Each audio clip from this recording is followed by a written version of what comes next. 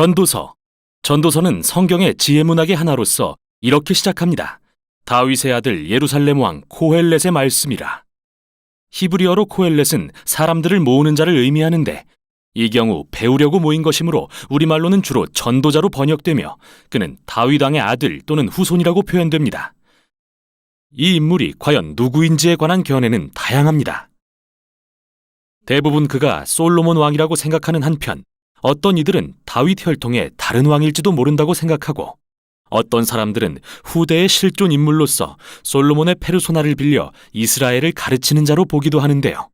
어떤 관점이 맞든 핵심은 전도자는 이 책의 등장인물이며 익명의 저자와는 다른 인물이라는 겁니다. 그래서 우리는 책 전반에 걸쳐 전도자의 목소리를 듣지만 실제로 첫 문장에서 우리에게 전도자를 소개하는 목소리는 저자 자신이고 그는 끝에 가서 전도자가 말했던 모든 것을 요약하고 평가하며 결론을 내립니다. 이렇게 저자는 우리가 전도자의 말을 잘 듣고 스스로 결론을 내릴 수 있도록 도와주는 거죠. 그렇다면 전도자는 무슨 말을 하려는 걸까요? 저자는 전도자의 기본적인 가르침을 처음과 끝에서 이렇게 요약합니다. 헤벨 헤벨, 모든 것이 정말 헤벨. 대부분의 성경은 헤벨이라는 말을 헛되다로 번역하지만 이는 개념의 핵심을 제대로 담아낸 게 아닙니다. 히브리어로 헤벨은 수증기 또는 연기라는 뜻인데요. 전도자는 이 은유적 표현을 38회나 씀으로써 먼저 인생이 얼마나 연기처럼 일시적이고 찰나적이며 또한 인생이 얼마나 수수께끼 같고 역설적인지 묘사합니다. 잡힐 것처럼 보이지만 막상 잡으려 하면 아무것도 잡히지 않는 연기처럼 말이죠. 이 세상에는 아름답고 선한 것들이 많지만 그것을 즐기는가 하면 비극이 찾아와 모조리 날려버리고 우리 모두가 정의를 믿지만 항상 선한 사람들에게 나쁜 일이 일어나죠.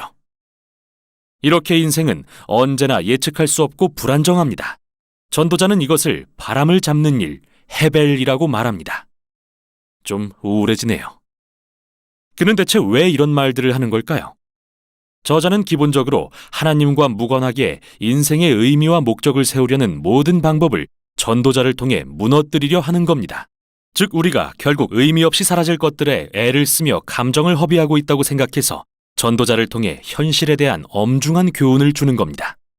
특히 서론과 결론에 나오는 시에서 명확히 보여주는데 먼저는 시간, 다음은 죽음에 대한 것이죠.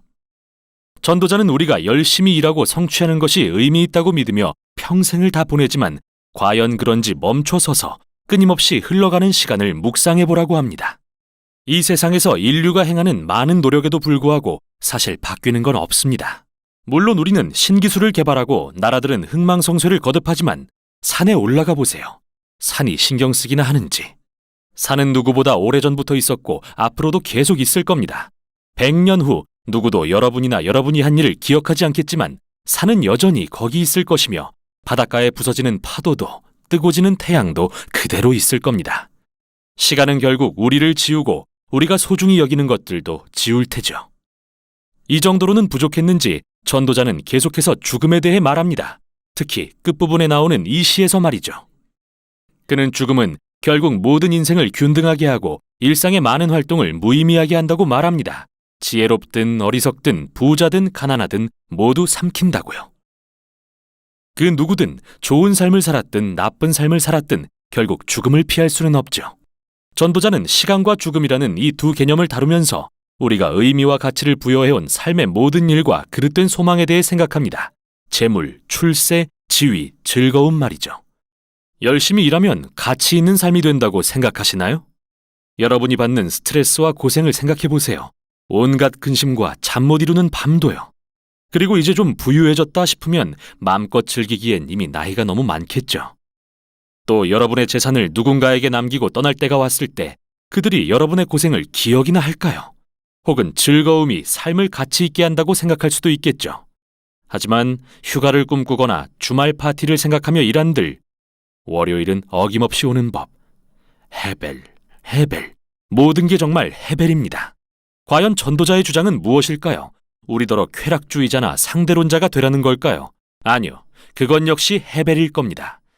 전도자는 지혜를 따라 여호와를 경외하며 살라는 잠언의 가르침을 인정하면서 그것만이 진정한 유익을 주고 우리 삶을 더 좋게 만들 것이라고 합니다.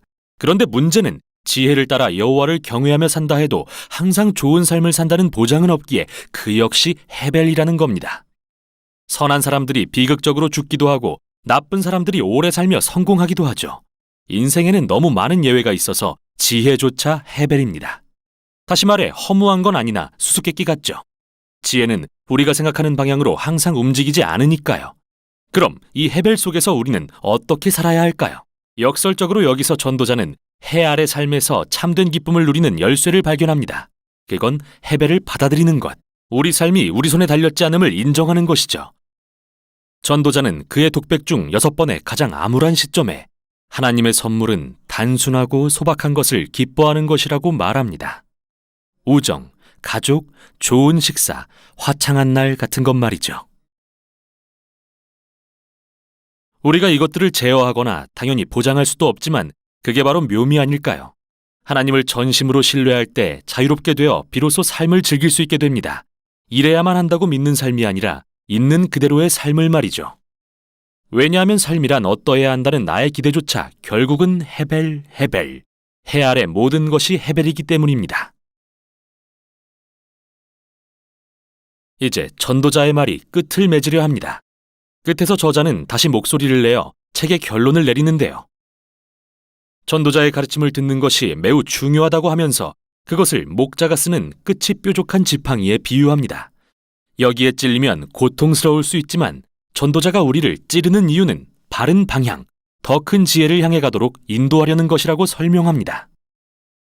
저자는 또 우리가 전도자의 말을 지나치게 받아들이면 평생을 책에 파묻혀 답없는 실존적 문제에 답하려 애쓸지도 모르니 그렇게 되지 말라고 경고합니다. 대신 저자는 이렇게 결론을 맺죠.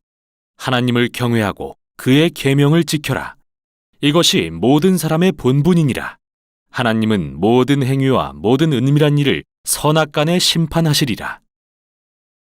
이렇게 저자는 전도자를 통해 우리의 그릇된 소망을 지적하고 시간과 죽음 때문에 인생이 전혀 우리 손에 달릴 수 없음을 상기시킵니다.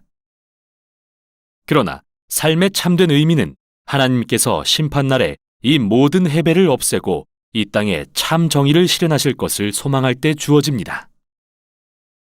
그 소망이 우리를 하나님 앞에 정직하고 온전하게 살도록 도와줄 것입니다. 비록 삶은 여전히 수수께끼로 가득하지만 말이죠.